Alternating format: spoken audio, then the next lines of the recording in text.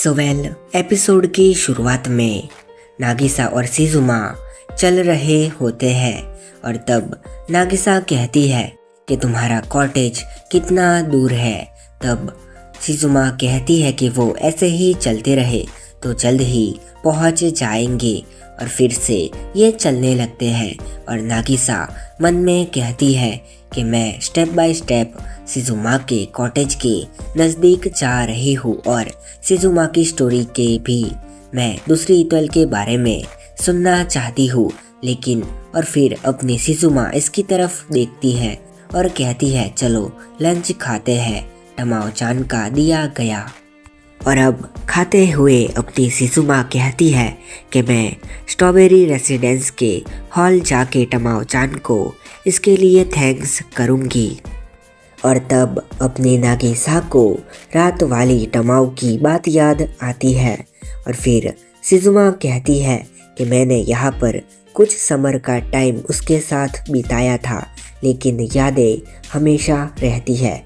जिसके बाद ये फिर से चलना शुरू करते हैं और फिर शिजुमा बताती है कि ये एरिया रिस्ट्रिक्टेड है और यहाँ पर सिर्फ ये दोनों ही है अभी, तो ये जगह इसकी है। फिर अपनी नागिसा सोच रही होती है कि क्या शिजुमा पहले वाली इतोल के साथ यहीं पर टाइम स्पेंड करती होगी और वो ब्लश करती है। तभी यहाँ पर बारिश शुरू हो जाती है और तब शिजुमा इसका हाथ पकड़ के तेजी से दौड़ती है और फिर वो उस हवेली के पास आ जाते हैं और ये भीग गए थे।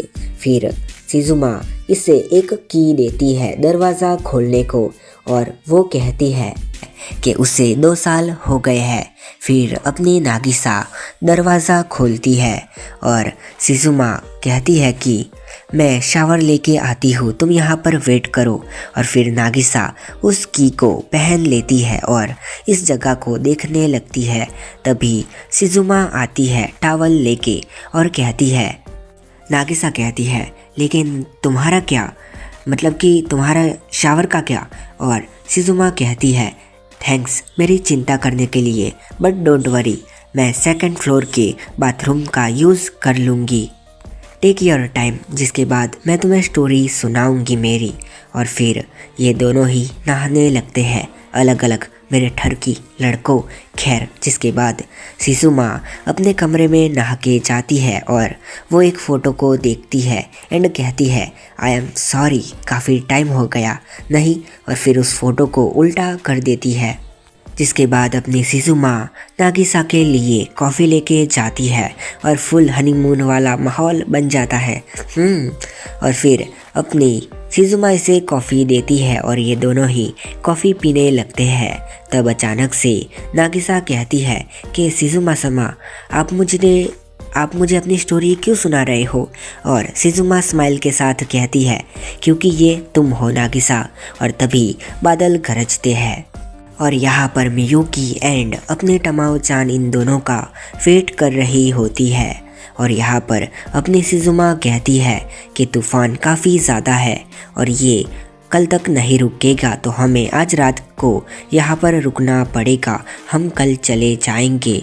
और तब नागिसा कहती है आज की रात, लेकिन टमाओ-चान चिंता करेगी और मैंने किसी को बताया भी नहीं है कि मैं आज रात बाहर रहूँगी। शिजुमा कहती है मैं मियुकी के साथ कांटेक्ट करती हूँ। और जिसके बाद अपनी शिजुमा मियुकी को कांटेक्ट के ज़रिए सारी सिचुएशन बता देती है और यहाँ पर अपनी रोकुजो टमाओ-चान को बताती है कि नागिसा एंड शिजुमा आज की रात वहीं पर रहने वाले हैं और वो नहीं आ सकेंगे।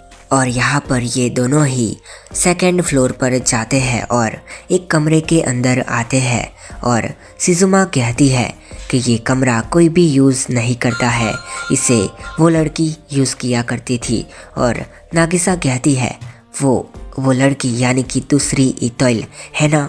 और शिजुमा कहती है उसका नाम था काओरी साकुरागी, अगर वो अभी ज़िंदा होती तो तुम्हारे ही एज की होती, ये कमरा उसका ही है, ये जगह सही रहेगी ऐसी बात बताने को।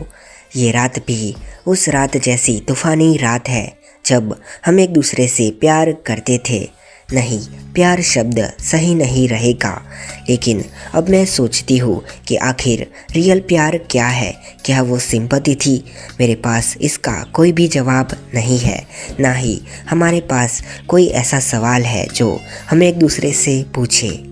नागिसा मन में कहती है कि शिजुमा ट्राई कर रही है अपनी स्टोरी बताने का।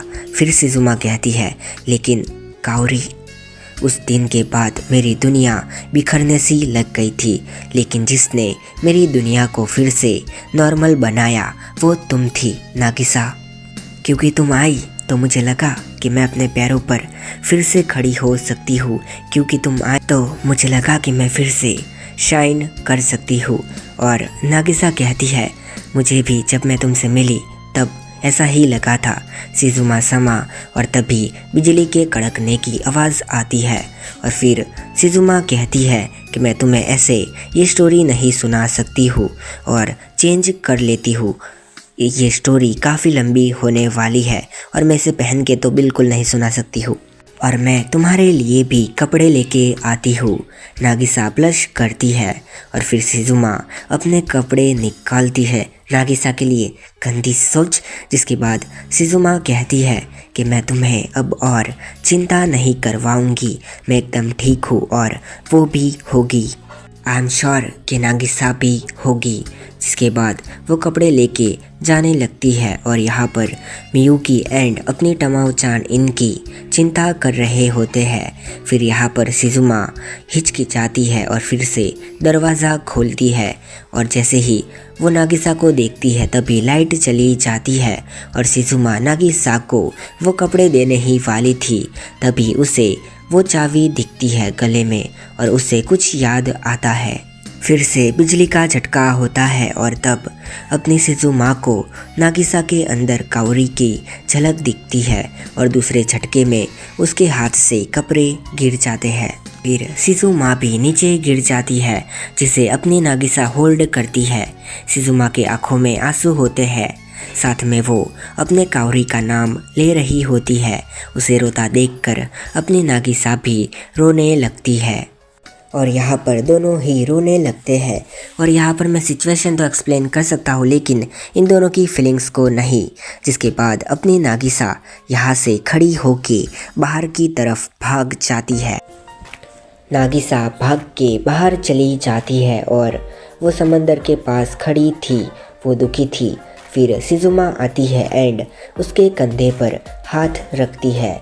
नागिसा कहती है, सॉरी, मैं तुम्हारे लिए काफ़ी नहीं हूँ, सॉरी, एंड फिर से हाउस में चली जाती है।